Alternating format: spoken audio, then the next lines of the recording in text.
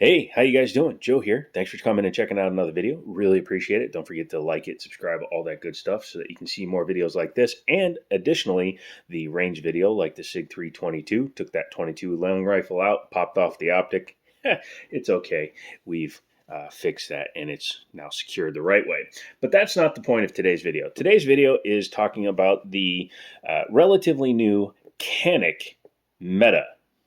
And both of those words are mispronounced. This particular one came from Liberty Arms, so if you're looking for one, contact them. Harrisonburg, Virginia. I can't link them, but you can always Google them. Really good dudes, and they will ship wherever you want to. I believe a gentleman that saw the PTR video, the MP5 clone, called up and ordered one, so that shows my boss that you guys are watching these videos, so he has less of a problem letting me take them home for reviews. Now, this one is mine. I actually traded my TX22 in towards it because I don't need two 22 mid-size pistols. So I traded one in and picked up something that I've been wanting. Now, I was kind of going for the SFX, but I do have a rule when I work at the store, is I try to only buy a used pistol, because I like to leave the new pistols for you guys. Unless it's something that there's like 1,000 of them available, then I just order one for me. But this one is actually used, but not very heavily, and it has all of its stuff in it. Here, let me show you the pistol real quick. Start by showing you it's clear. You'll see that I've already thrown a red dot on there because, you know, why the heck not? And yeah, we'll come back to that. It comes in a nice case. Now, this is the SFT, which is the 4.6-inch version. There is the SFX, which is a full 5-inch gun. If you've been following Canik, you'll know that they sent out a bajillion review guns, and they were all the tan and black. And it was pretty funny because when I was trying to do some videos watching just to see if anybody had a consensus on this gun, everybody had the exact same guns. So it was kind of funny. Although a few of the reviewers, or a few channels like Demo Ranch and Honest Outlaw and Mr. Guns and Gears, I think they got personalized ones that they got to keep. But some of the other guys probably just have T&E guns that they have to return. The SFT doesn't have quite as many toys, but man, is it still action-packed. In this hard case, in the top of it, you get this guy, which we will be coming back to. There's a little bit of a hint about what it's used for. You get a really nice punch, and this is usable on other things. I'm probably going to use this on a lot of Glocks and stuff. It's good for knocking out roll pins if you need to take out fire control groups, etc. Has one extra back strap, so this gun only comes with two. This is the more curved one. This is the straighter one, I believe. Yes, this one has a little bit more of a raised hump. It's not a big difference, and I actually like the one that's on there very well. This little removable panel has your booklet and everything. This will actually just sit with my gun safe because I don't like it in the case. Because I'm sure I'm going to be accessing this case because it has lots of parts in there, and I don't want to take them all out. In the lower half, something Canik, or Canik, which is one of the words that was mispronounced, likes to include with a lot of their guns is you get a pretty decent little holster, and these are a lot better than the original Canik holsters because they used to have the ones that had the button for the trigger release. This guy, you just take your gun, and that's it. And because they knew this was going to be a red dot ready gun, they actually molded it so it doesn't get in the way. Really nice. It's a very tight retention. Works as well as any Kydex holster I've got. So I like that.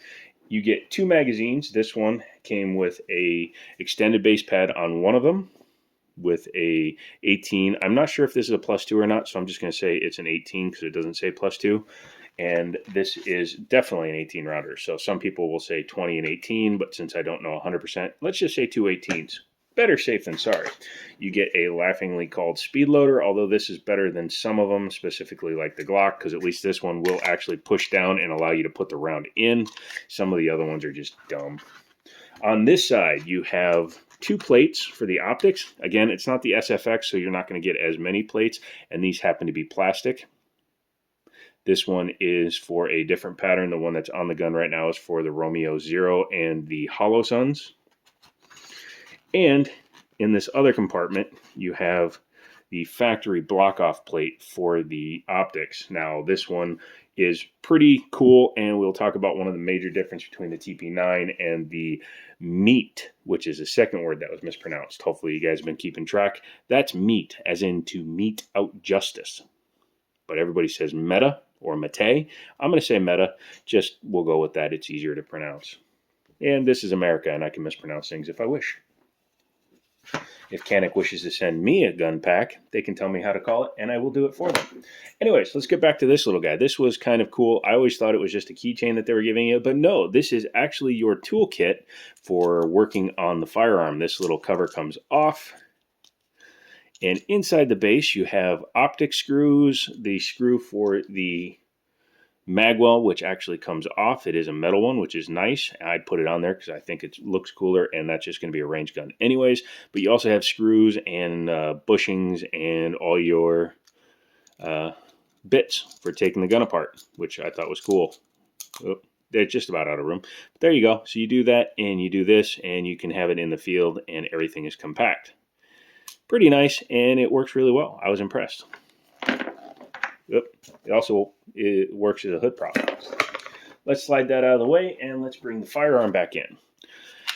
If you've been with me from the channel, what the heck is Fran? Upon Fran? Anyways, if you've been with me on the channel here for a while, you'll know that I've had several Caniks. I've actually had a few you've never seen, but I've had 2 SFXs. I've had 1 SA Mod 2 that had the decocker on it for some reason, a single action with the decocker. That was kind of dumb.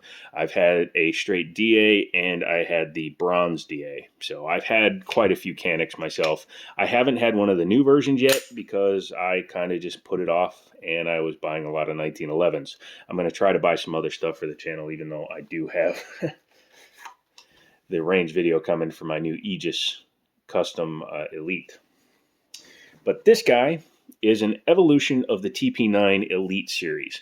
It's very similar in function, however, it has some improvements. This is more of a duty or home protection oriented version of the gun, whereas the TP9 SFX and Elites are more of a competition style gun.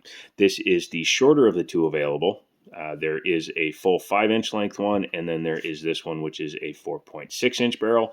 This is about Glock 17 size, and just to show you, compared to my full-size 1911, very similar size. The overall slide is about the same length, but the barrel is shorter on the Canik. And just for comparison sakes, for my 22 caliber SIG, they're actually about the same size. The frame is longer on the Canik. So for me, this is a very comfortable size. It's my preferred size of firearm, so I'm happy with it. Some of the improvements from the TP9 series to the METE, again, I'm just going to call it whatever, is they've done a few differences. The cuts are a little bit more aggressive, so you can easily manipulate using your cuts. It's a good thing to have because if you have an optic on there and you want to do a press check, then you're not grabbing your optic. Speaking of the optic plate is smaller than it was on the SFX, but they did that on purpose in order to allow you to keep your rear sight. That's one of the major differences, such as like on the SIG here, it can take a slightly bigger optic, but you lose your rear sight. This gun allows you to keep your rear sight, and as you can see, I have a SIG Romeo 0 on there, which does co-witness on its own, but I'm able to keep my combat style 3-dot white sights, co-witness with it, and I have to take it to the range to see if it's zeroed in, but this one's pretty easy to see. This is a 2 MOA dot with shake awake. It has ambidextrous slide lock slide release. The TP9 series only had it on one side. Has a much better takedown, and it's much easier to use. The pick rail is slightly redesigned, a little bit nicer. The undercuts on the trigger guard are nicer and higher for this one, so you can easily get higher up on the gun, which is very nice. They enhanced this cut a little bit so that your hand goes slightly higher, and it also helps keep you from getting slide bite. All of this is really good stuff. They got rid of the DA decocker that was on the top, because again, I had an SA and it had a decocker, which made no sense because you were just defeating a trigger for a single action striker fired gun. Really weird. Striker indicator. It's not a loaded chamber indicator. It's just a striker indicator. That's your loaded chamber indicator up there.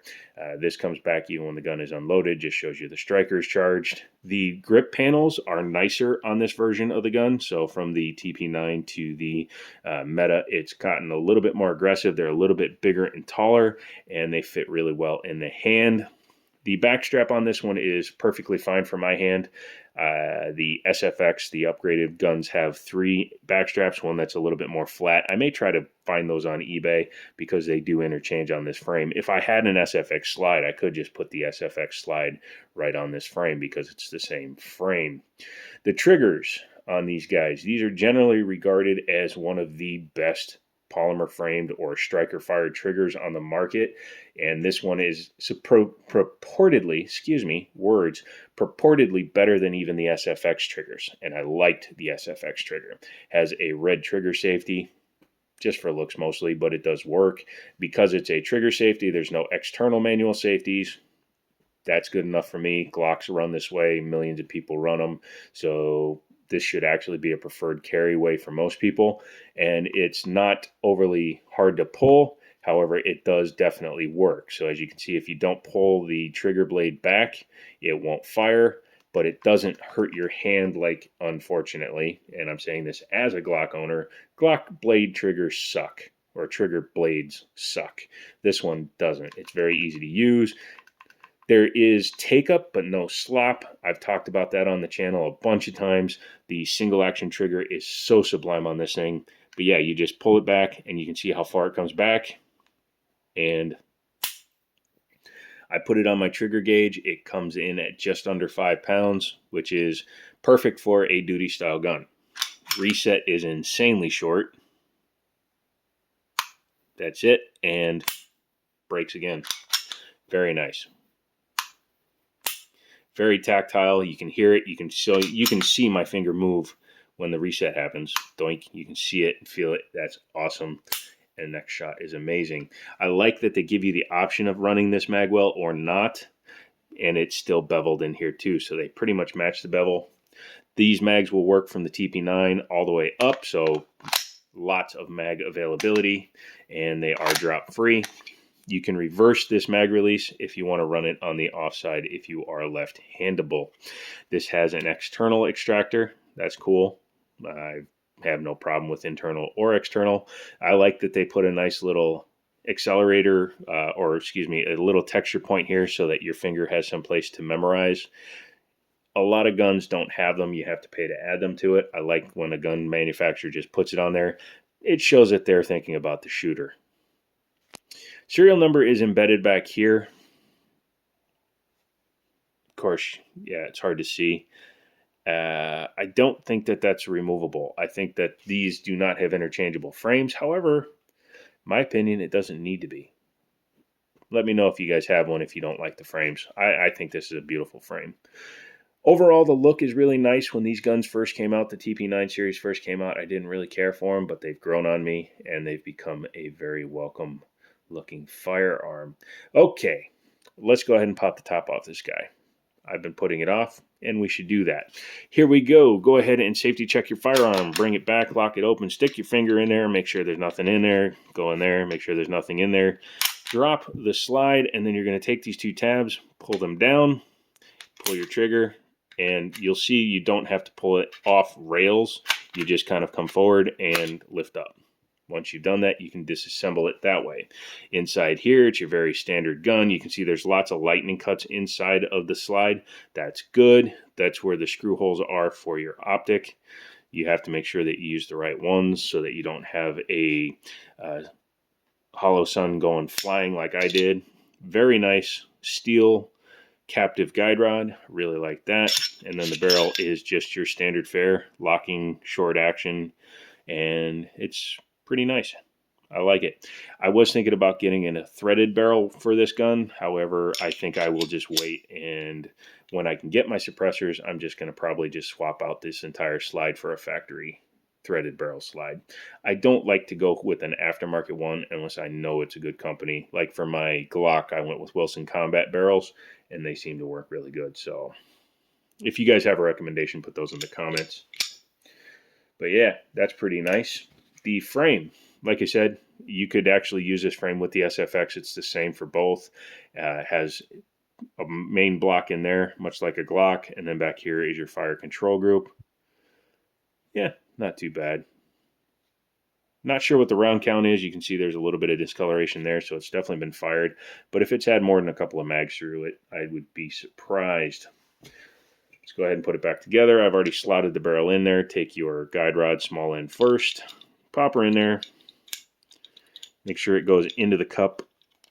Compress your spring, and make sure that the guide rod is straight across. Otherwise, it could jam up, and that it's centered under the barrel so that it doesn't jam up either. You have to get it to seat right in there. Go ahead and bring the slide back. You can see it will just rest naturally where it's ready to go back in. Pull it back, and you are good to go. That makes servicing and cleaning this gun a breeze. So that is the Canik METE, or Canik METE, if you want to pronounce it the right way. I think it's a pretty cool gun. Obviously I do, otherwise I wouldn't have bought it. If you like this gun, let me know. Let me know what you think down in the comments. Let me know if you have one, how well it shoots. I don't have any of my TP9s anymore, so I can't do a direct comparison, but I shot enough rounds through them to be able to tell the difference. I hope. I'm going to be taking this one to the range. I already did the range video on the SIG. I still have to edit the video on the Taurus, and I also filmed the range video on the 1911. So make sure you come back for all those videos, become a member, help the channel grow, all that good stuff. I'm going to be editing all week in order to get the member section built up again. Come back for all that. Use my Amazon affiliate links. Call Liberty Arms, Harrisonburg, Virginia, and just come back for the next one. And as always, I'll talk to you later.